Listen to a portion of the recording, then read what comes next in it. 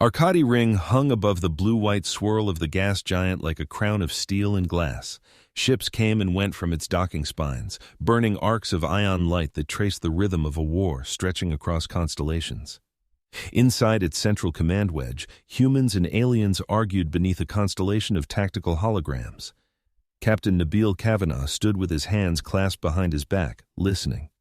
His posture suggested composure. His mind was taking apart every word like a machine whose pieces might fail at any second.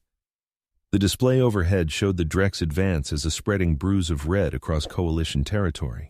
A thin line of blue icons fought a losing rearguard action. General Rowan Okello pointed at a new mark appearing near the bruised border. It was enormous even on the scaled-down map, a cluster of icons wrapped around a pulsing core. "Planet killer," Rowan said. His voice carried the wear of months of bad news. "Mass signature, weapon output estimates, everything matches the projections. They've built it." Others at the table tensed, representatives from the choir of Oryx, bioluminescent robes shimmering to the tone of their heartbeats, severe Kalmari analysts, their angular faces unreadable. A pair from the Veln Thal collective, two species sharing one diplomatic body in alternating shifts. Nabil's gaze stayed on the icon. He watched its projected path, a series of yellow arcs leading straight toward populated hubs. Arcadi ring hovered near the end of that chain. "They'll go for the major civ centers first," someone said. "They'll go for Arcadi," Rowan corrected. "Take the head, the rest is mop-up." Nabil heard an undercurrent in Rowan's tone that others missed, anger wrapped carefully around a kernel of fear. Rowan had spent his youth believing wars could be won by outmaneuvering an enemy with better weapons. The Dhrex had tested that faith repeatedly. A slim human woman at the far side of the table cleared her throat. Dr. Miko Hoshino waited until the room's attention shifted to her. She had the patient air of someone used to being dismissed and proceeding anyway. "We can't trade ship for ship," she said. "They outproduce us. We can't outcruel them either. We will not become them. So we stop thinking about tonnage and start thinking about minds." Several officers exchanged weary looks. Nabil saw one Kalmari strategist glance at another, their silent calculus dismissing what they assumed was soft talk. Rowan didn't dismiss her. He knew why she was here. He had signed the summons himself. "Explain," he said. Miko flicked her fingers and the central display shifted. The bruise of red contracted into a single Dhrex symbol, then rotated into an anatomical cutaway of a Dhrex body, overlaid with glowing lines. "The Dominion's war effort depends on a simple premise," Miko began. "Every Dhrex is a soldier in waiting. They're raised in war creches from birth. No unstructured play, no chance to explore freely. Emotions channeled, then trimmed. They grow into adults who can execute complex tactics but cannot imagine alternatives to orders from above." A Veln Thal representative crooned skeptically. "They adapt. They flanked Veln defenses with unorthodox routes last cycle." "Within pre-approved parameters," Miko said. "Their adaptability is tactical, not conceptual. When you only ever change variables in a known equation, you can't rewrite the equation itself." Nabil watched the internal logic unfold. It matched reports he had seen. Dhrex who were terrifying in battle, yet oddly brittle in negotiations, unable to entertain options that contradicted doctrine. Miko tapped again. The Dhrex cutaway dissolved into a mosaic of human children at play. Archive footage from Earth, colony worlds, orbital habitats, kids fighting over toys, cooperating on projects, crying, laughing, arguing with teachers. "This," she said, "is the most dangerous thing humanity has ever made. A default environment where children learn that adults can be questioned, rules can be negotiated, and problems can be solved in more than one way." Rowan snorted softly. "Kindergarten is a classified weapon system. That'll look good in the historical record." Miko met his eyes. "It's not a weapon, it's a pattern. But to the Dhrex, letting this pattern into their culture is as dangerous as a virus. They know it, even if they don't use our words." Nabil's thoughts drifted to his own childhood. A cramped apartment, a teacher who'd let him disassemble a destroyed classroom drone to see how it ticks, and a half-remembered feeling that grown-ups didn't always know best. Those experiences had led him to question and improve fleet doctrine years later. He understood what Miko was pointing at. He felt a flicker of unease that the same messy process might now be weaponized. "What exactly are you proposing?" asked a Kalmari, voice as flat as the geometric tattoos on their neck. A test, Miko replied. We've been preparing under the Earth Unified Early Learning Corps and a classified umbrella called Project Crayon Storm. The idea was to share early childhood best practices with allies, but we adapted parts of it to study hostile cultures too. Now we have a real chance. She brought up the icon of a damaged Dhrex cruiser limping in Coalition space, footage from days earlier. We captured this vessel last week, adult crew, dead or in comas, but their war creche stayed sealed and intact. The Oryx representative uttered a chord of dismay. Juveniles? Dozens, Miko said. Conditioned, frightened, but alive. If we send them to a secure camp, we get some anatomical data and maybe a few interviews. Then they spend their lives behind fences and the Dominion continues churning out more just like them. But if we bring them into contact with a different developmental environment, you're talking about reprogramming enemy young, one Veln said, breaking them. I'm talking about giving them a chance to become something other than what a militarized creche forced them to be, Miko replied. And yes, the Dominion will consider that existential warfare, which is why they must never see it that way. They must see it as a risk they created themselves by raising their children on ships we can capture. Rowan rubbed his forehead. He had already weighed these arguments in private, lying awake in off-duty quarters, staring at the curved ceiling of Arcadi. Ethics and survival wove a tight knot. Now he had to place that knot on the table. Spell out the operational form, he said. No metaphors. Miko inhaled. She knew this was the fulcrum. We retrofit a ship, she said, a coalition vessel crewed by volunteers. In one of its cargo bays, we build a full early learning environment, mixed gravity classroom, play spaces, structured and unstructured activities. We bring human children on board, supervised by certified teachers and counselors. We integrate the Dhrex juveniles into that environment carefully, with psychological safeguards. We observe. We adapt. A murmur circled the room. The Oryx hummed a wavering chord of surprise.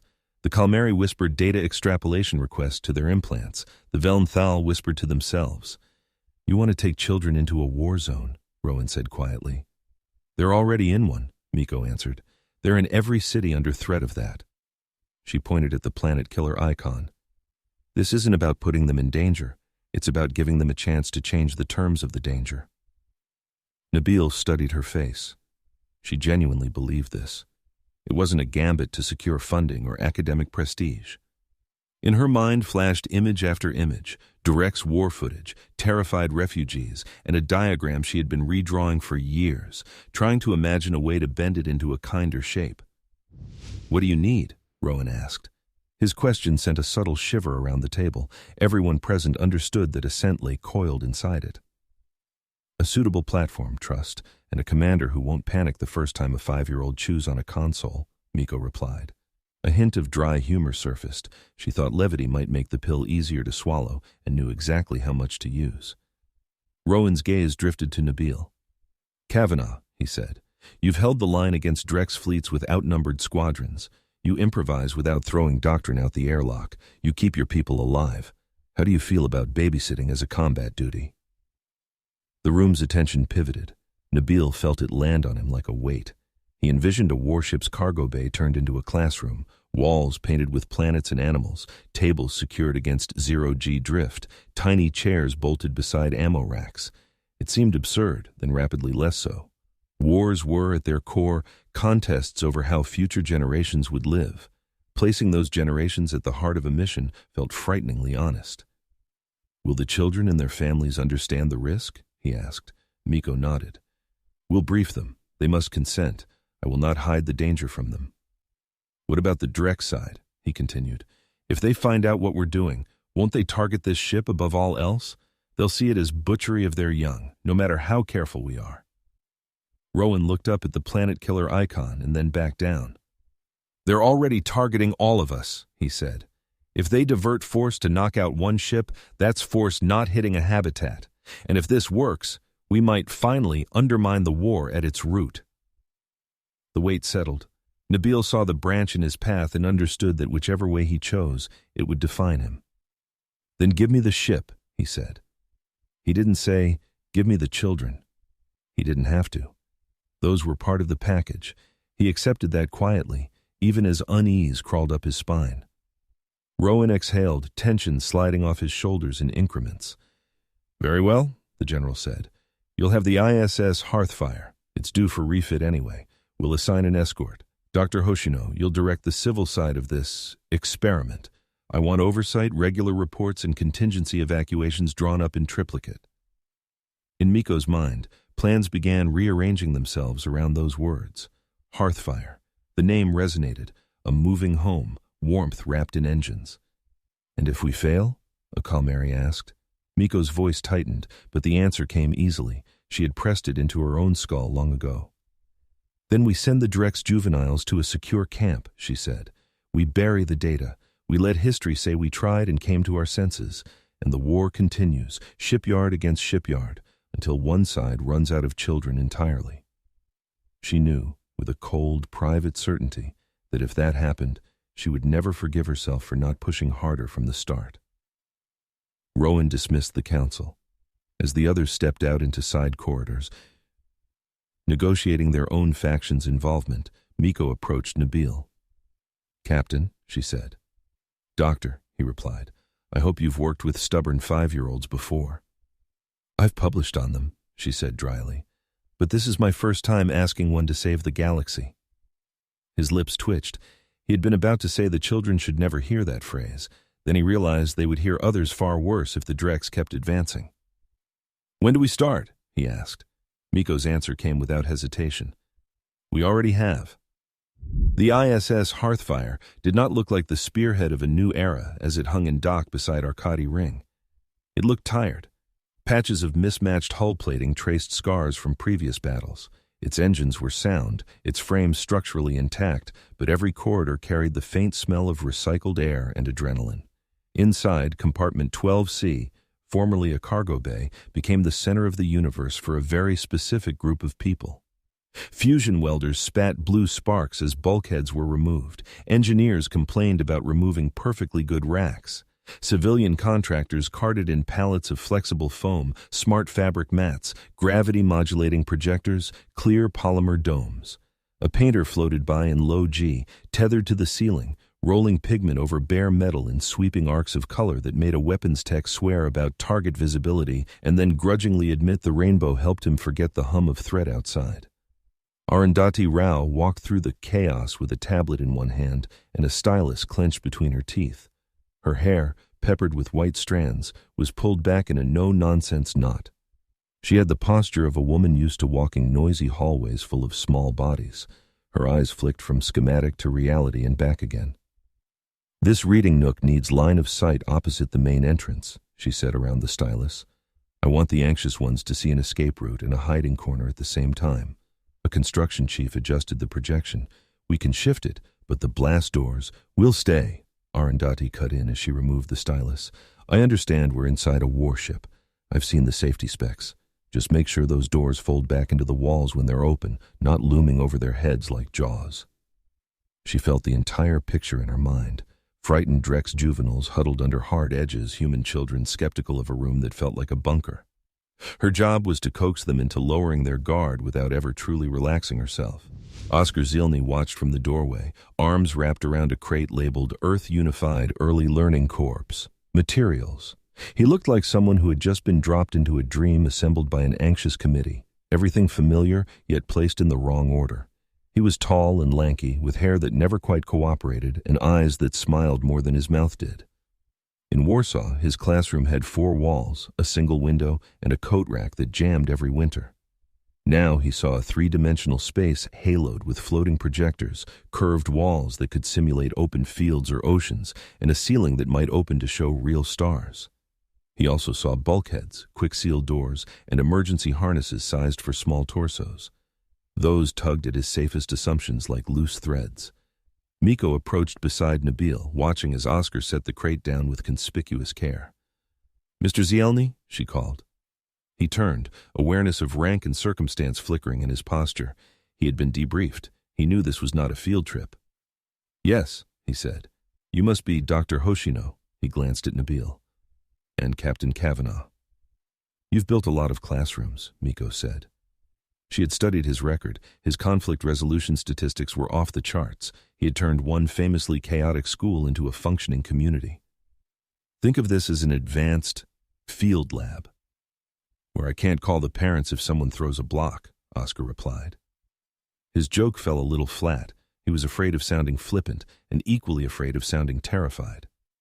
You can't call them, Nabil said, but they will see regular updates. We've spoken with each family. How did they take it? Oscar asked. He knew the answer. He wanted to hear them speak it. Some refused, Nabil said. Some cried and then said yes. A few said their children were already growing up under a shadow. They'd rather their sacrifice be intentional. Oscar pictured his own childhood, his parents shielding him from news broadcasts that slipped through anyway, showing cities burning on distant planets. He had sworn back then that any room under his care would be a sanctuary. Now the sanctuary was wrapped in armor, hitching a ride into a firestorm. And the Dhrex? He asked quietly. Do their parents know their juveniles are coming here? Miko's eyes darkened. The Dhrex creche system doesn't work that way. For most of these juveniles, parent is a theoretical term. Their supervisors know we have them. Their leaders know we've kept them alive.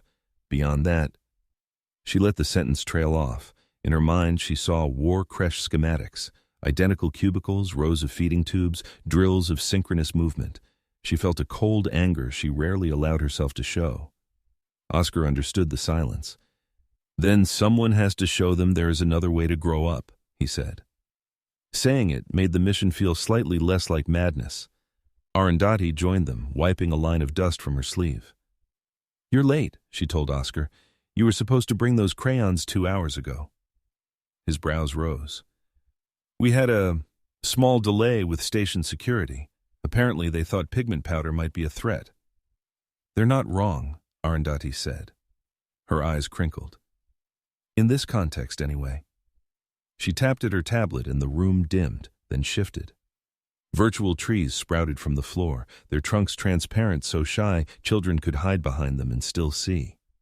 A false sky appeared overhead, displaying whichever world the day's lesson revolved around. Welcome to the Sandbox Dome, she said. Most dangerous classroom in Coalition space, if Dr. Hoshino has her way. Nabil looked up at the sky. Earth's blue-white disk was currently projected, with childhood constellations marking familiar patterns. He wondered if Dhrex eyes would find any comfort in those shapes, or if they would only see an alien claim to the heavens. Have the Dhrex juveniles been brought aboard? He asked. Miko nodded. Sedated. We'll wake them gradually, a few at a time. No sudden transitions. They've spent their lives under sharp lighting and sharp orders. If we throw them straight into this, she gestured at the shimmering forest, they'll think it's punishment or a trick. And the human children? Arundhati asked. Arriving in shifts over the next day, Miko replied. Leyland Door's family insisted on saying goodbye at every airlock. Samir Klein keeps asking if there will be robots. His mother keeps asking if there will be counselors. Miha Petrovich says she wants to see if Dhrex taste the same food we do. Bintu Diallo packed half her neighborhood into her duffel. Pablo Marin told his father that if someone has to show the Dhrex how to play cards, he is obviously the best choice. Oscar smiled despite the tension in his chest. He could see them already. Layla's careful curiosity, Samir's humor as a shield, Miha's directness, Bintu's exuberant generosity, Pablo's certainty that any game could be improved. And do they know, Oscar asked, that this could paint a target on their backs? They know enough for their age, Arundhati said. We told them that some people in the galaxy grew up never being allowed to play. We told them that we want to show those people what they've been missing. And that it's dangerous, but not because of anything they're doing wrong. Nabil checked the time in his implant, though he knew the schedule by heart. The Dhrex juveniles' gradual awakening would begin in under an hour. Then, we should be ready to meet our guests, he said. He left them in the Sandbox Dome and moved through Hearthfire's corridors, feeling the ship's familiar vibrations under new clothing. Engineers had given the engines a tune-up. Orexine technicians had tuned the communications array for unusual frequencies. Project Crayon Storm's experimental broadcast system lurking quietly behind standard channels. Marines had walked the halls, recalibrating their instincts to account for tiny bodies running where no children had ever run before. In the medical bay, rows of containment pods housed Dhrex juveniles wrapped in monitoring webbing. Their bodies were compact and muscled, with layered chitin plates and luminous eyes shuttered by secondary lids. They looked like scaled-down versions of the adults who had raided human colonies and Ashen Belt outposts, but their heart rates spiked at faint sounds. Their claws twitched unconsciously, following drilled patterns. Miko stood at one pod watching the biosigns. She could feel Nabil's approach. She did not need to turn to sense the question in him. "You're thinking about the people they might become," she said softly, "and the people they might have already killed, if they had stayed in the creche." He stopped beside her, watching a juvenile's eyelids flutter. "I'm thinking," he said, "that I've lost crew to Dhrex boarding actions, and I'm trying very hard not to see their faces when I look at these children." Miko didn't comfort him. She shared the difficulty. "Psychologically, you're not supposed to do this," she said. "You're supposed to keep your categories clean. Enemy, ally, civilian. War is easier that way, but every story about ending a war early involves someone refusing to keep those categories neat." The first juvenile's eyelids opened, revealing eyes like polished stone. The creature's gaze darted across the unfamiliar medbay. Muscles tensed, then advanced sedation prevented immediate thrashing. Miko stepped into the juvenile's field of vision, slow and non-threatening. She remembered her field study sessions with wary Oryxene children, anxious Kalmari teens, human refugees whose first language was fear. "Hello," she said.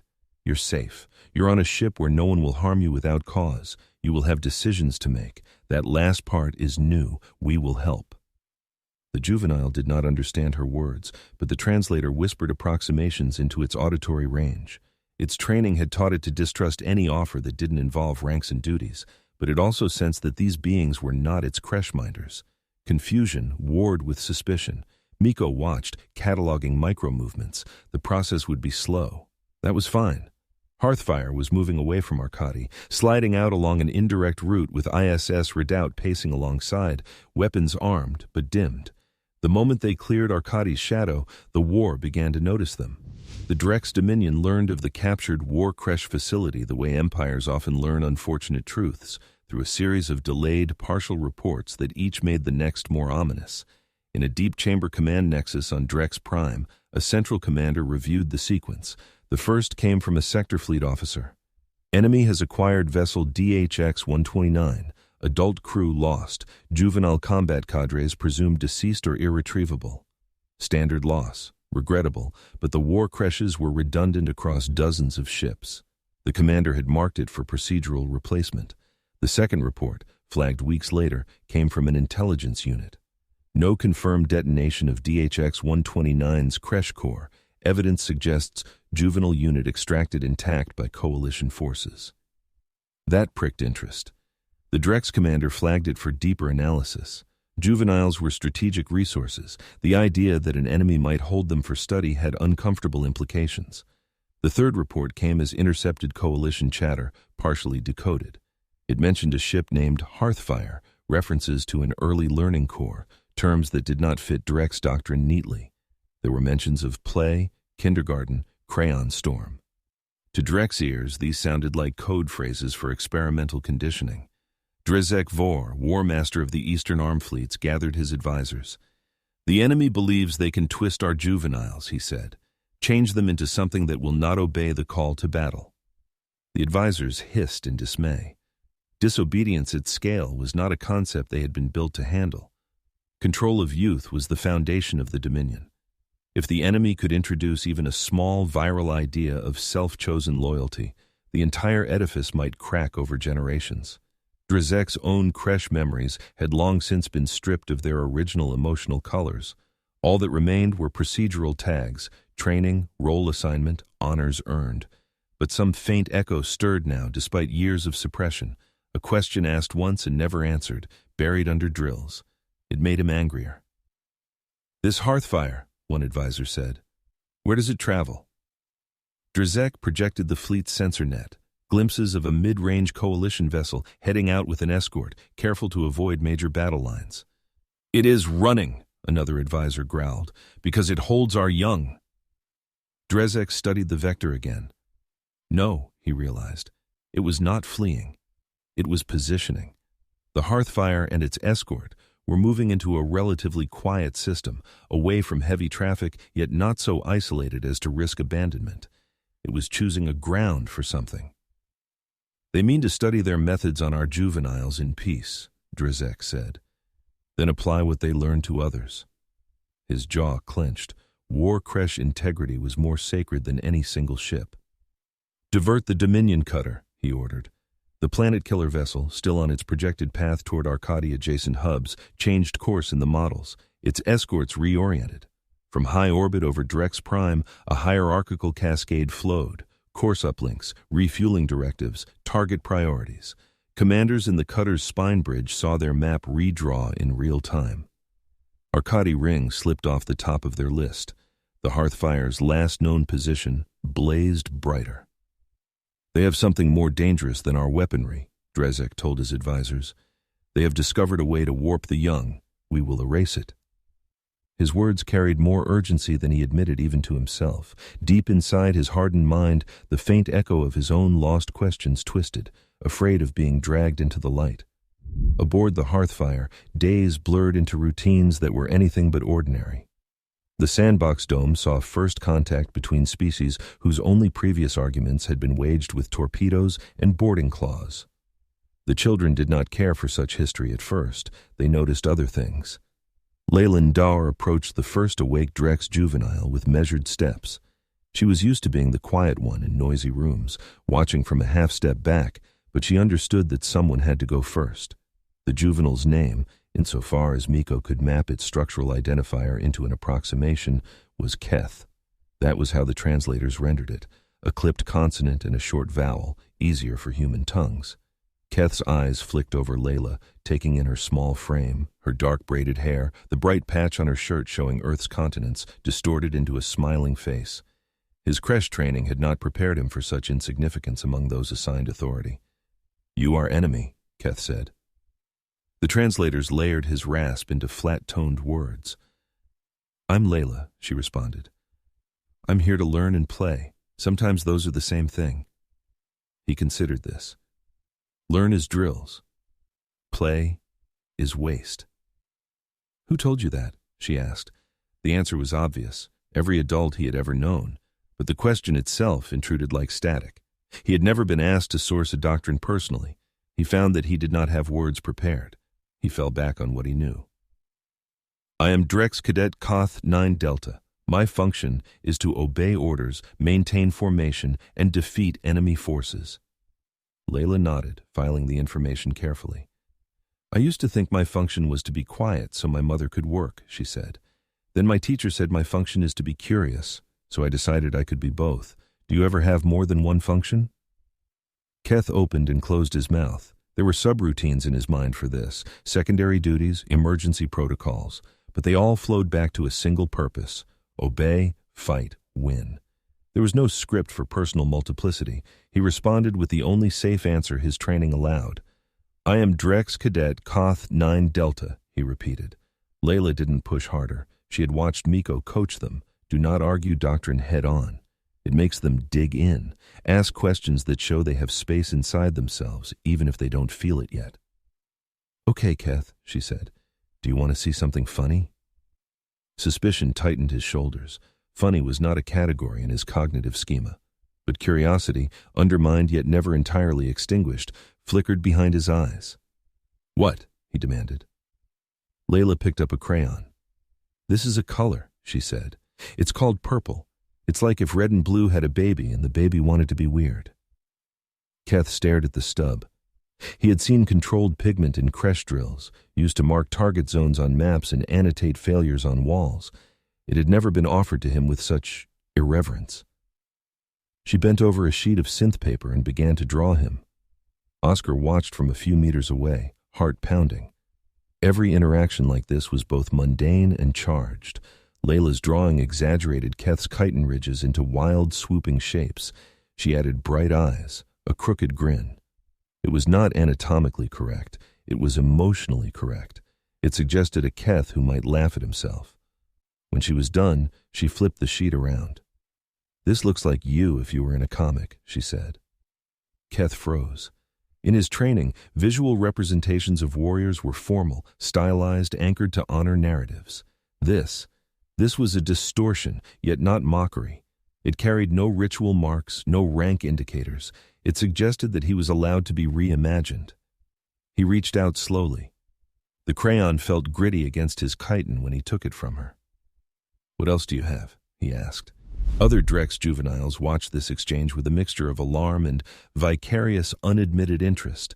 Their instinct was to report deviations, but there was no creshmaster here, only strange enemies and endless color.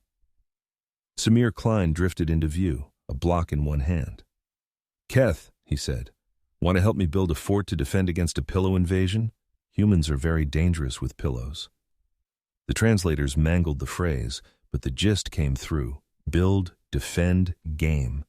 Those elements were familiar, except for the idea of pillows as a threat. Keth's training seized the familiar parts. Build fortifications, defend against assault, he responded automatically. "What are your defensive assets? What are rules of engagement?" he demanded. Samir grinned. "Rules? We'll make them up as we go." Keth stared at him. Make them up? On the fly? That sounded like heresy and power at the same time. By the end of that first day, the Sandbox Dome had hosted its first joint operation, a sprawling pillow fort that followed no pre-approved blueprint, held together by furniture, blankets, and improvised structural logic only a child could love.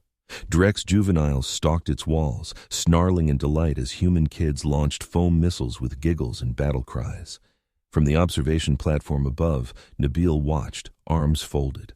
He heard Marines muttering in the corridor behind him, unable to decide if this sight was endearing or deeply unsettling. He knew at least one would later joke in the mess about needing a pillow drill in basic training now. Miko stood beside him, cataloging details into her mental model. She saw Keth's body language soften in tiny increments, saw that one Dhrex child had unconsciously positioned herself between a smaller human and an open space in the fort, protective instincts reoriented by proximity. "They're bonding faster than I expected," she said.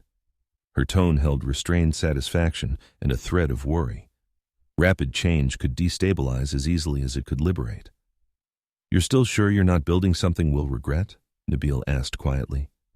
He remembered Dhrex adult warriors, mouths contorted in snarls, claws raking at airlocks. Were they creating future commanders who would be just as lethal but now more creative? Miko recognized the worry. She had felt its shadow in her own thoughts. "Yes," she said, "because what they're learning here isn't just creativity, it's reciprocity. They aren't just finding new ways to win, they're learning new reasons to stop." Down below, Binto Diallo announced a new rule: no claws on pillows, only hands. A Dhrex juvenile, confused but eager to comply, tried to flatten his claws against the padding, clumsy and careful. Nabil's stare followed him. "Assuming we live long enough to see that lesson tested," he murmured. Living long enough became an increasingly precious assumption. Days later, Arkady Ring signaled an urgent secure transmission. Rowan Okello's face materialized in the ready room, lines etched deeper into his features. "Hearthfire," he said without preamble. "We've confirmed a vector change from the Dhrex planet killer. It's no longer headed here." Nabil's relief was short-lived. "Where's it going?" Rowan sent the track overlay. The new path intersected the Hearthfire's projected position. "It's coming for you," Rowan said. "They know about the creche." In the quiet that followed, Nabil's mind raced through numbers, fleet speeds, fuel reserves, rally points. "How much support can you spare?" he asked. Rowan grimaced. "Redoubt stays glued to you. We're reallocating what we can, but most of the line is still covering Arkady and outer colonies. We can't strip them to protect a single ship, no matter how important." He hated the math even as he recited it. He had already argued with himself in the privacy of his office until the numbers, not his conscience, won. Miko appeared in the doorway, having been summoned by the alert. She read the display and knew immediately. "So they see us as a threat," she said softly. "That means they understand at some level what's at stake." "Which also means," Nabil said, "that children are about to find themselves at the center of a major engagement." He imagined incoming fire chewing through bulkheads inches from the Sandbox Dome, imagined Keth and Layla huddled together as alarms screamed. The thought made the air taste metallic. Miko looked at both men. "If we shut down now and drop them at some secure facility, the symbol is lost," she said. "The Dhrex will see we flinched, that we didn't believe in the strength of what we're offering. This is the moment they're watching most closely." Rowan's jaw clenched. He hated that she was right. "I'm not ordering you to stand and die for a principle," he said. "If the situation becomes unwinnable, you run, evacuate the children, blow the ship if you must. Understood?" "Yes, General," Nabil said. He meant it. He would turn the Hearthfire into scrap before he let Dhrex jackboots stomp through Classroom A3 carrying restraints. After the feed ended, silence pooled. "You're not reconsidering?" Miko asked Nabil. "Doctor," Nabil said, "you put me on a ship where children from half a dozen cultures are teaching each other how to argue fairly. If I run at the first sign of trouble, what lesson does that send? That adults don't stand behind their own promises." He knew he would still run if the calculus demanded it, but he would not do it early. Miko nodded once. "Then we keep going." The day the Dhrex dreadnought arrived, the Hearthfire's interior lights dimmed to red in combat sections and stayed soft and steady in the sandbox dome. Alarms sounded shipwide. Marines snapped to ready positions. ISS Redoubt shifted from escort formation to defensive wedge, putting itself between the Hearthfire and incoming fire signatures. In the sandbox dome, Arundhati glanced up at the slight change in hum as thrusters bit harder. She felt the shiver of acceleration through the soles of her feet and pretended it was nothing more than the ship shifting into a new game. "All right, everyone," she said, clapping her hands. Her voice carried the authority of decades. "We're going to play a special game today. It's called Stay Low and Tell Me How You Feel." Several human children giggled at the title. Some of the Dhrex juveniles cocked their heads, listening for the subtext. "Do we get points?" Pablo Marini asked. "You get points for honesty and for helping each other follow instructions," Arundhati said. "The floor might shake a little.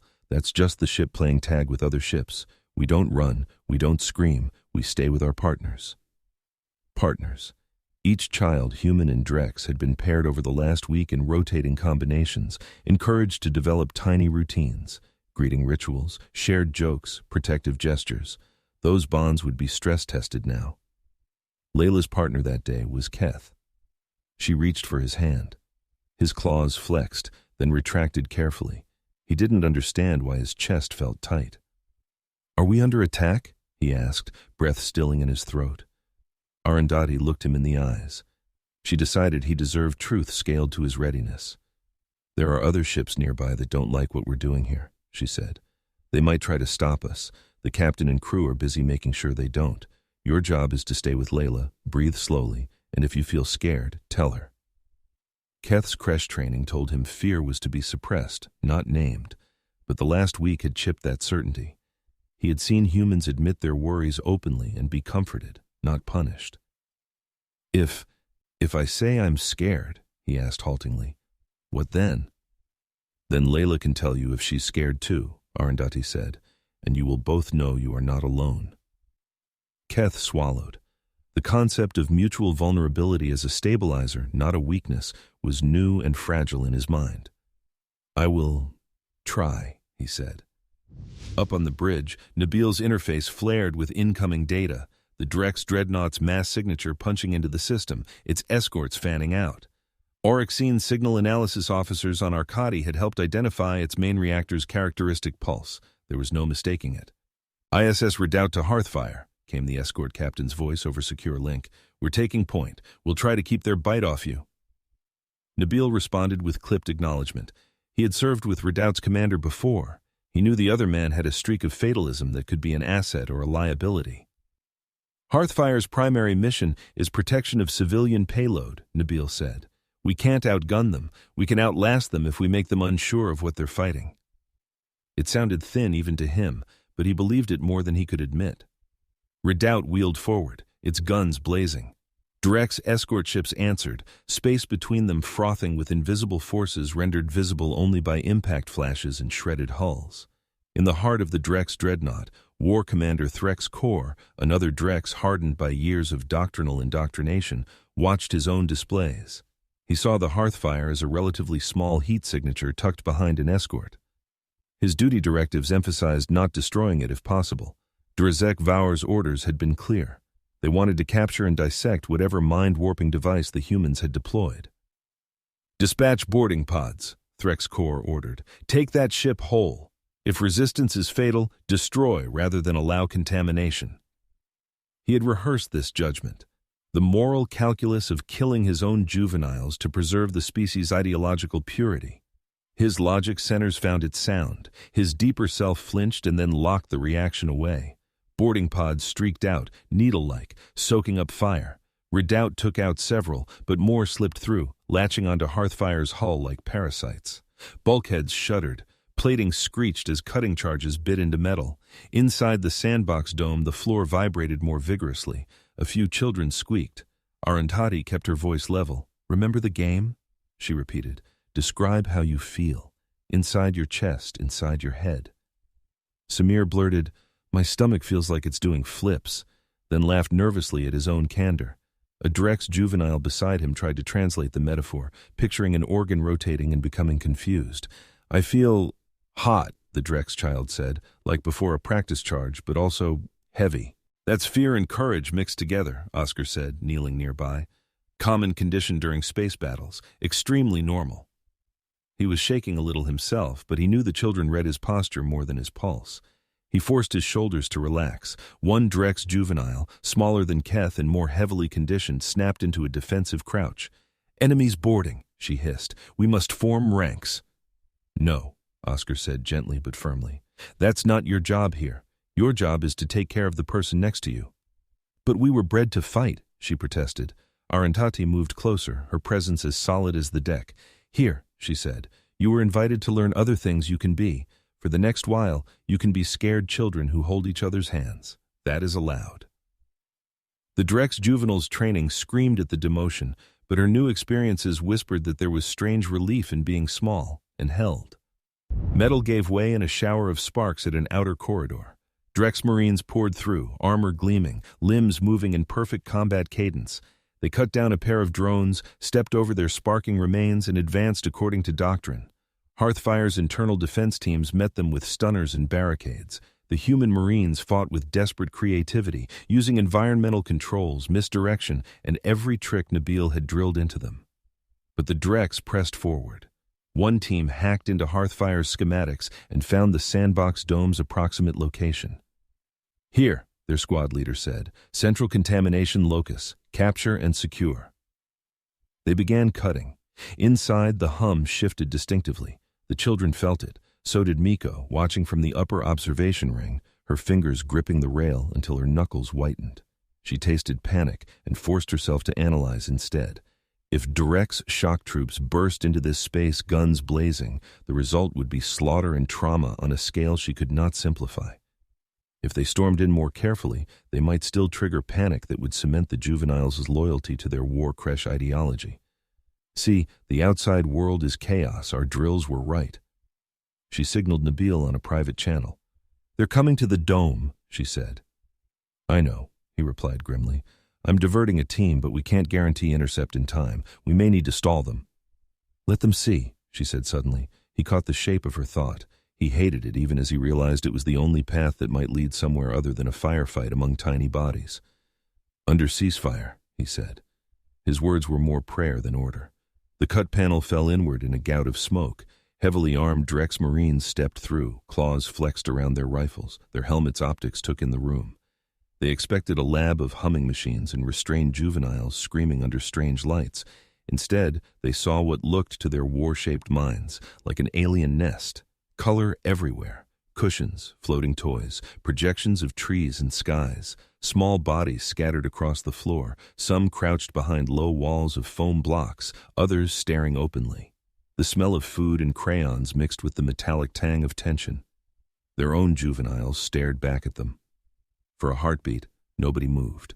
The Dhrex Marines' targets had been conceptually simple: a device, enemy operators, compromised youths. No one had told them the youths would look back without flinching, dressed in absurdly soft fabric with cartoon characters. No one had prepared them for the sight of Dhrex claws carefully holding human hands. Keth stood in front of Layla without fully thinking through the gesture. His body placed itself between her and the invaders, drawing on millions of years of instinct repurposed in the last week. The Dhrex squad leader raised his weapon half an inch, then hesitated. Keth's posture rattled him. The cadet's stance contained echoes of Kresh-drilled formation, but it served to shield an alien child. "Cadet Koth 9 Delta," the leader snapped, falling back on discipline. "Stand down. You will return to formation. The contamination ends now." Keth's heart hammered. His entire life had pointed to this moment: obey or be punished. The squad leader represented 1,000 adults whose unyielding authority had kept him safe in a brutal universe, at the expense of anything resembling choice. But his last week had been different. It had contained purple crayons, pillow forts, a game in which he and Layla had both admitted to being afraid when the ship shook, and nothing terrible had happened afterward. Behind Keth, Layla squeezed his hand. She did not whisper, "Don't leave me." She did not beg. She simply stayed, trusting him to decide. That trust weighed more than any punishment. Keth's voice rasped. His training tried to force the word obey through his throat. Miko watched from above, breath caught. She understood that this was not just Keth's crisis. This was the Dhrex's culture under stress, collapsing into a single boy's chest. In a distant control nexus on the Dhrex dreadnought, Threx Core monitored his Marine's helmet feeds. He saw the standoff unfold through their eyes. The dome, the children, the unexpected complexity. A flicker of unease, born long ago in his own creche, stirred. Down in the dome, the Dhrex leader barked, "Cadet, return. That is not your place." Keth flinched. His claws shook. Then, to his own astonishment, he heard himself say, "My place is with my classmate." The words felt enormous and fragile. He felt as if he had reached out and rearranged stars. A murmur rippled through the other Dhrex juveniles. Classmate. The term carried no equivalent in creche speak. It implied a horizontal bond, not a vertical chain. Layla swallowed, eyes stinging. She knew his defiance could get him hurt. She also knew that contradicting him now, telling him to go, would crush something still fledgling but vital. The squad leader's grip tightened on his weapon. This was open insubordination. Doctrine dictated immediate correction, public and harsh, to re-establish order. He intended at first to fire a stun bolt at Keth. His finger moved toward the trigger. Then he noticed something, the way the human children watched him, not with the sneering hatred he had been taught to expect, but with wary hope that he would not hurt their friends. He noticed Oscar's position, interposed near a cluster of kids, empty hands raised. He noticed Arundhati's gaze, firm and unflinching, as if she were evaluating him, not as an enemy, but as a disruptive student. This was not how enemies were supposed to look. Confusion weakened Doctrine's hold. Nabil arrived at the edge of the dome, breath slightly ragged from a hurried run through partially sealed sections. He had left his sidearm behind. The internal safeties prevented live ammunition near the peace pod. He stepped in front of the Dhrex squad leader with no weapon other than his voice. "Order your men to lower their rifles," he said. "You're in a room full of children. Any rounds you fire become propaganda we both will regret." The squad leader's translator hissed Nabil's words into his ear. His training had no chapter for negotiating with enemy captains in a playroom. "Release our juveniles," he replied. "Shut down your device." Nabil glanced at the nearest cluster, a Dhrex juvenile, halfway through a drawing of a creature that combined traits from both species. His chest ached. "There is no device," he said. "This is a class. They're playing, learning, choosing who and what they want to be." "Choosing is contamination," the leader snapped. "Juveniles must be shaped, not allowed to erode." Miko tapped Nabil's ear channel from above. "He's terrified," she said quietly. "Not of us. Of what it means if their model isn't the only one. If you can, make him see his own fear. They're not trained to name it." Nabil looked back at the squad leader. Beneath chitin and command, he saw a mind straining against its own boundaries. "You're afraid that if you let them stay here for one more hour, they'll never follow your orders the same way again," he said. "Aren't you?" the squad leader hissed, but his pupils dilated. One of his subordinates twitched, internalizing the observation. "I fear nothing," the leader lied. "Everyone fears," Oscar said from behind a stack of blocks. His voice was gentle, but it carried. "We taught them that last week, that it's okay. You can say it too." The Dhrex leader's jaw worked. He was caught between two irreconcilable statuses, model warrior and confused adult. On the Dhrex dreadnought, Dhrex Core watched his subordinate flounder and felt something break loose inside himself. He wondered what would have happened if someone, long ago, had told him his own fear was acceptable instead of a flaw to be crushed. Miko saw the hesitation and made a decision that would haunt her for years, whether it succeeded or failed. She opened a secure channel to Arkady Ring, her request prioritized through Rowan's personal code. "General," she said, when his image appeared for a precious few seconds, "I need authorization to use the Crayon Storm Array." Rowan's eyes narrowed. "I thought that was still in trial simulations." "It's ready enough," she said. "We built it to share early learning sessions with allied worlds. We can retune it to piggyback on Dhrex command frequencies.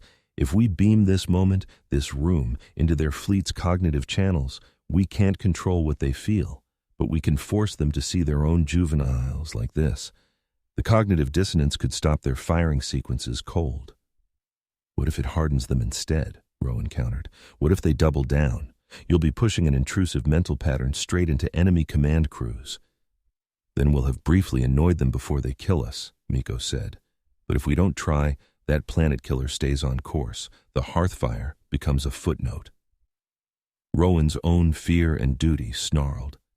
"Will the children know what you're doing?" he asked. "Yes," Miko said. "We'll tell them. They're already at the center of this. They deserve that much honesty." Rowan closed his eyes for a beat. When he opened them, they held the weight of every tombstone he expected to stand before if he refused. "Do it," he said.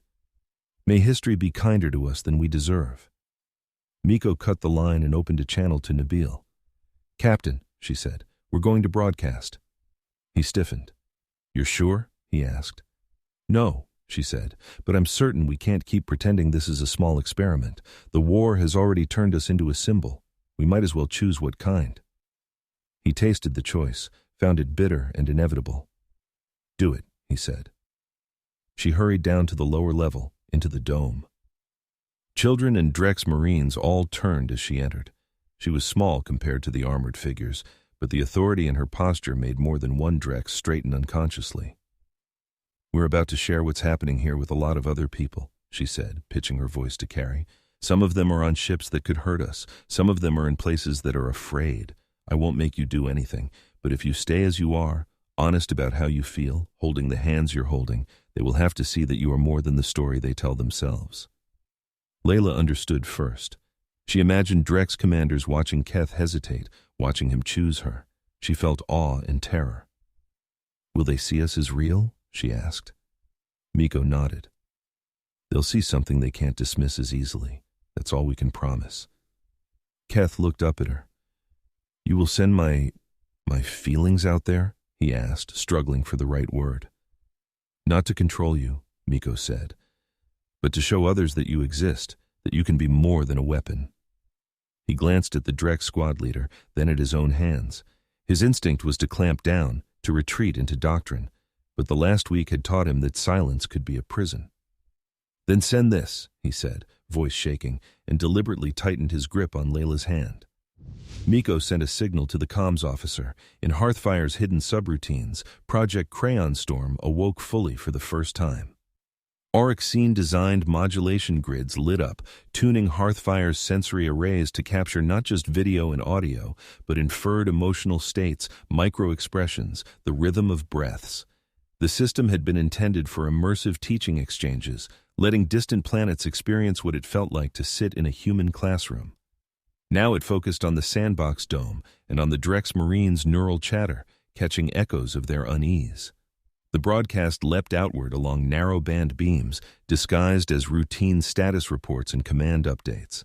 Arkady Ring's distant technicians nudged it through Dhrex firewalls with music-coded impulses that looked to hostile eyes like harmless jitter. On the Dhrex dreadnought, Dhrex Core felt something like pressure behind his eyes. Data flooded in that did not fit standard matrices. For a moment, his command interface glitched, then reconfigured. He saw through a dozen borrowed vantage points at once, the dome from above, from ground level at a child's height, from the perspective of his Marine's helmet cameras. Overlaid on those images were emotional tags his brain had never been trained to name: embarrassment, tenderness, conflict, humor. He saw his own juveniles, children he would have once cycled through drills without a second thought, now clutching colorful objects, leaning against human kids, arguing about game rules instead of tactics. His initial reaction was rage. How dare the enemy show him this without consent? He reached to shut the feed down, but his hand stopped halfway. The part of him that had questioned once, when he was very small and not yet fully drilled, stirred and refused to be crushed again. Across the Dhrex fleet, officers experienced similar shocks. Creche masters, monitoring juvenile performance metrics, suddenly saw their charges engaged in cooperative tasks that did not map to war readiness charts. Gunnery chiefs watched as images of their sacred war creches appeared side by side with this obscene playground and could not help but compare. In one support ship, a young Dhrex weapons technician, never fully convinced that his species' brutality was necessary, watched the stream with hungry eyes. He had never imagined Dhrex children laughing without a drill sergeant's permission. He began to cry, though he did not have words for the feeling. On the Dreadnought's bridge, a fire control officer had his claws over the planet killer's final firing sequence. He had been preparing to unleash energies that would core worlds. Doctrine said this was glorious. Yet as he tried to commit to the command, his mind kept flicking to an image inserted by the broadcast. A Dhrex juvenile delicately drawing a spiral with purple crayon, then looking up anxiously for approval, not from a creche master, but from a human girl with warm eyes. His hands shook. "Firing order, officer," Dhrex Corps said, voice sharp. He knew delay could cost them tactical advantage. The officer licked dry lips. "Sir, the parameters. There is nothing wrong with the parameters," Dhrex Corps snapped. "Only with your resolve." He said it loudly enough to convince any listening subordinates. Quietly inside, he knew better. His own resolve was eroding. Back in the sandbox dome, the Dhrex squad leader trembled, his weapon lowered by a centimeter he refused to notice. The broadcast had looped his own POV back into his mind, forcing him to see himself as the children saw him, large, armored, looming, and lost. Miko watched his confusion deepen. She understood what she had done. She had cracked a sealed mental system and poured in ambiguity. There was no going back to purity now. Nabil, sensing a narrow opening, spoke again. "You can drag them out of here by force," he said. "Shock them back into obedience, or you can stand down long enough to see if there's something in this room your own people have needed for a long time." The Dhrex leader snarled. "You speak as if we are incomplete." Miko, unarmed, stepped closer. "You are?" she said softly. "So are we. This is one small way to be, slightly less so." Her choice of words mattered. She avoided implying superiority. She framed it as mutual. The Dhrex leader's gaze darted among his juveniles. He saw one who had always been slow in drills now focused intently on helping a human child stack blocks taller than both of them. The pride he felt, unbidden, inappropriate, was not like the pride of seeing a cadet score perfect marks in a combat sim. It was quieter and somehow more painful. "What if they do not want to return?" he blurted before he could stop himself. Miko held his gaze. "Then you will have to make a choice you were never trained for," she said. "You will have to decide whether your duty is to your commander's orders or to your children's hearts." The word children made him flinch. Dhrex doctrine avoided that term's connotations. Juveniles, cadets, recruits, never children. He was not alone in his struggle. On the Dreadnought, Dhrex Corps felt his own mind tilt. He saw, through the broadcast, one Dhrex juvenile ask Binto, "If we play like this, are we still Dhrex?" Binto's answer, delivered with typical exuberance, blasted into his consciousness. "Of course you are. You can be Dhrex who like drawing, or Dhrex who like jumping, or Dhrex who like making up rules. You're still you." Still you. The phrase struck him like a blow. He realized in a suspended instant that he had never thought of himself as still anything. He had always been a product of directives, not continuity. He looked at the planet killer controls. The numbers on the panel seemed distant. "Commander," his second-in-command prompted, "we are losing the moment. The window to strike Arcadi's relay net narrows as we speak." Arcadi. Hearthfire. Juveniles. Poisonous choices. His mind raced. If he fired now, he would demonstrate that the Dominion's resolve could not be shaken by soft nonsense. He would kill billions. He would also erase the first sign that his people might become something other than perfectly obedient killers. If he held fire, he would invite questions, scrutiny, perhaps condemnation. He would also keep alive a possibility that terrified and thrilled him. He did a thing Dhrex commanders were never supposed to do. He asked himself what he wanted, not what doctrine required. He wanted, in a wordless, newly surfacing way, for his people to have a future that did not require this weapon. He made his choice. "Stand down," he said, voice tight. "Hold fire." The bridge went dead silent. His second-in-command stared. "Sir?" "We have encountered an information attack of unknown scope," Dhrex Corps said, seizing on the only justifiable excuse. "Firing under cognitive contamination risks misjudgment. We will retreat, quarantine affected units, and assess." He had no intention of allowing a quarantine to become a purge without debate. He knew others would push for it. But by choosing this path, he had opened a crack. That was more than any weapon could have done. Orders rippled outward. The Dreadnought's reactors hummed down, planet-killer capacitors bleeding off lethal energy into space instead of focusing it on Arcadi or Hearthfire. In the sandbox dome, the Dhrex squad leader received a cascade of commands through his personal link. His gauntlet lights flickered. "Withdraw," he muttered, reading. "Return to pods. Do not engage. Quarantine Juveniles for reassessment." He looked at Keth, at Layla, at the painted sky overhead. He could follow the letter of the order and still choose how to interpret parts of it. The notion of interpretive leeway terrified him almost as much as failing to obey entirely, and yet the broadcast had already planted a seed. He turned to Nabil. "We are ordered to retreat," he said. "We will leave this training chamber, but understand, this is not a surrender. It is a tactical pause." "Call it whatever helps you sleep," Nabil replied. "Just take your boots off my floor." The Dhrex leader's mandibles twitched in something that might, in another species, have been a ghost of a smirk. He signaled his squad. "Back," he ordered. "No hostages, no extraction. Quarantine will be evaluated." He had no authority to promise that last part, but he said it anyway. That too was new. The Marines withdrew, moving stiffly like puppets whose strings had been cut too suddenly. Their exit path was lined, invisibly, with years of doctrine cracking under the weight of a single afternoon. As soon as the last Dhrex Marine stepped back through the breached wall, Hearthfire's security team surged in to reseal the compartment, guns ready but not needed. In orbit, ISS Redoubt limped away from the battered engagement zone, its hull pitted and smoking. The Dhrex escorts broke contact, curving away to regroup around their retreating flagship. Hearthfire floated, wounded but alive, in the quiet wake. In the sandbox dome, the broadcast ended. Project Crayon Storm wound down, its sensors cooling. The ship's power grid creaked with relief as it diverted energy back to shields and life support. The children's cries, suppressed under tension, finally broke free. Some sobbed, some laughed hysterically, some sat still, stunned by the realization that they had just stood at the fulcrum of a galaxy's fate without quite understanding the scale. Oscar moved among them, offering tissues, hugs, and grounding questions. "What can you see? What can you hear? What can you smell?" he asked them, using techniques he'd used on anxious kids during mundane fire drills back home. The room replied in shaky but growing unison.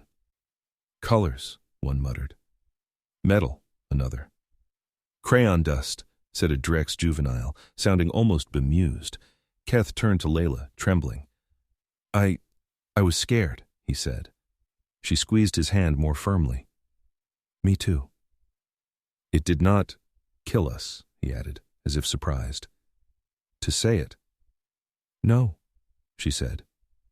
"Maybe that's the point." Miko stood in the center of the dome, turning slowly, taking in every face.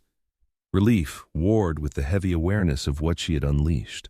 Somewhere out there, Dhrex officials were already discussing how to contain the mimetic breach. Some would advocate more brutal training to compensate. Others, she suspected, would secretly play back the broadcast again and again, wondering what it meant. She knew this was not a neat victory. It was a destabilization. Those could get worse before they got better. Nabil stepped in beside her.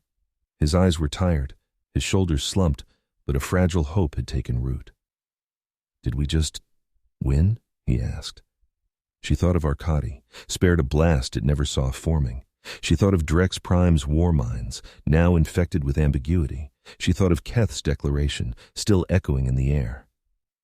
We stopped one shot, she said. We broke one story they told themselves. That's not the end of anything, but it's more than we had this morning. Arundhati, overhearing, let out a breath that felt like it had been trapped since the alarms began. Then let's start the next job, she said. Helping these children understand what they just did without crushing them under it. She clapped again, though her hands trembled. New game, she announced. This one is called Draw What You Wish Happens Next. There are no wrong answers. Paper rustled, crayons clicked. For a few blessed minutes the universe shrank to the arc of a wax stick in a small hand. In the weeks that followed, the Hearthfire became a myth in real time. Rumors outran official communiques. Some said it had melted the Dhrex dreadnought's mind. Others claimed it carried a forbidden device that turned warriors into pacifists overnight. A Veln-Thal poet composed a ballad about the ship that fought with lullabies and saw it recited in mess halls across the front. Envoy Quyen Borodin took a shuttle from Arkady Ring to the newly established neutral orbit above a minor Dhrex border world. Her mandate was to negotiate a ceasefire framework that could keep the planet killer offline. Her private ambition was to carve out space for what had happened aboard Hearthfire to happen again, with consent rather than capture. In a stark conference chamber, she faced Dhrex diplomats whose armor had ceremonial etchings instead of battle scars. Their eyes still held suspicion. But buried behind that, in a few, was something else, a haunted, unsteady interest. You broadcast an unsanctioned mimetic pattern into our command nets, one Dhrex said, accusation clear. That is an act of mental warfare. Quyen did not deny it. Our ship shared reality, she said, your own juveniles in a room we built to let them choose how to be. If reality is that dangerous to your doctrine, perhaps the problem is not the broadcast. The Dhrex bristled. You claim moral superiority, another snapped. No, Quyen said calmly. I claim curiosity. We're offering to do it again, but this time with you watching from the start, voluntarily. She laid out her proposal. Mixed learning enclaves placed in neutral space where Dhrex children and those of other species could interact under carefully balanced rules. No forced conversions, no hidden broadcasts, just rooms where choices could be practiced. The Dhrex reacted with predictable outrage, then equally predictable bargaining. They demanded strict limits, surveillance, veto power over curricula. Quyen agreed to more than she liked and less than they wanted. She knew compromise would make both sides uncomfortable. That was how she identified it as genuine. The first such enclave, she said at last, could be modeled on something that has already worked, a modified version of Hearthfire's sandbox dome, perhaps placed on a station where both our flags fly. She watched their faces. Some recoiled at the idea of building into their own infrastructure a variation of the enemy's weapon. Others, thinking of the planet killer that had gone silent instead of firing, wavered. We will consider a pilot, one said reluctantly, on a very small scale. Quyen accepted. She knew that revolutions in thought often began in tiny rooms. Back aboard Hearthfire, the sandbox dome returned to something like normalcy, if normalcy could ever describe a place where Dhrex and humans argued over who got the last blue block. Keth and Layla drew new pictures. Some showed Dhrex cruisers and human frigates not firing at each other. Others depicted wild, biologically impossible playgrounds where gravity bent around slides. Oscar caught himself, more than once, staring at his students with an ache in his chest that mixed pride and dread. He knew they would grow up carrying stories no one else in their generation could claim. He worried about the weight of that. Arundhati established a new daily ritual, Story Circle, where each child, if they wished, could share a piece of what the broadcast had felt like from the inside. They spoke in fragments. I felt like my head was too big, Samir said one day, like everyone was looking through my eyes. I wanted to hide, whispered one Dhrex juvenile. I wanted them to see, Keth said quietly, that I am more than a cadet number. Miko watched these circles, taking notes not just on behavior but on language. She was already in demand on Arkady, other worlds, research corridors. They wanted her to replicate Hearthfire's success. She pushed back, insisting that any further experiments be shaped by teachers and families as much as by strategists. Nabil walked the ship's corridors and felt a subtle shift. Marines passing the dome's airlock glanced at it not just as a security vulnerability, but as a kind of shrine. Techs who had doubted the mission now told new arrivals, "You should see what they did. Whole Dhrex fleet pulled back because of a bunch of kids drawing spirals." He accepted the legend building with a grain of salt. He knew that legends, once set, could ossify into lies just as harmful as the doctrines they replaced. He made a private vow to keep correcting people. No, it wasn't magic. It wasn't instant conversion. It was the start of a long, messy argument inside the Dhrex soul. In a quiet moment by the observation port, he and Miko stood side by side, watching the stars drift. "So," he said, "the galaxy now thinks we've built a horror story classroom." She huffed a soft laugh. "Good," she said. "Let them be a little afraid of rooms where children feel safe enough to question everything, including us." "Do you ever worry," he asked, "that we've just kicked off an arms race over education methods?" She did. Of course she did. She imagined rival powers building their own versions of sandbox domes, some more benevolent, some twisted into indoctrination engines with colorful walls. She saw a future where custody battles between nations were fought not over territory, but over who got to design kindergarten.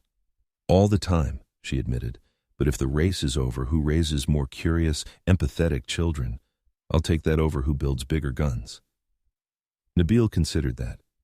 He thought of Dhrex Core somewhere out there, defending his controversial stand-down in endless debriefs. He thought of Dhrex Vor summoning new doctrinal committees, some arguing to clamp down harder, others secretly urging controlled exposure to controlled contamination.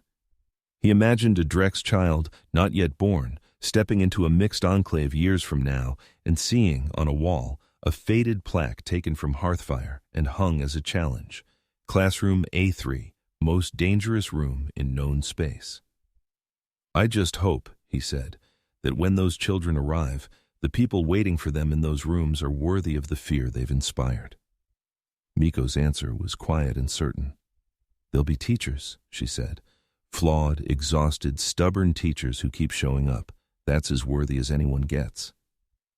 In the sandbox dome below, Bintu announced yet another new game, this one involving Dhrex singing battle chants while humans tried to turn them into playground rhymes. The result was chaotic and oddly beautiful, something neither species could have invented alone. The Hearthfire sailed on, carrying its mismatched cargo of children, regrets, and possibilities into the space between stars, where wars were decided not only by weapons, but by the stories young minds were allowed to imagine and believe.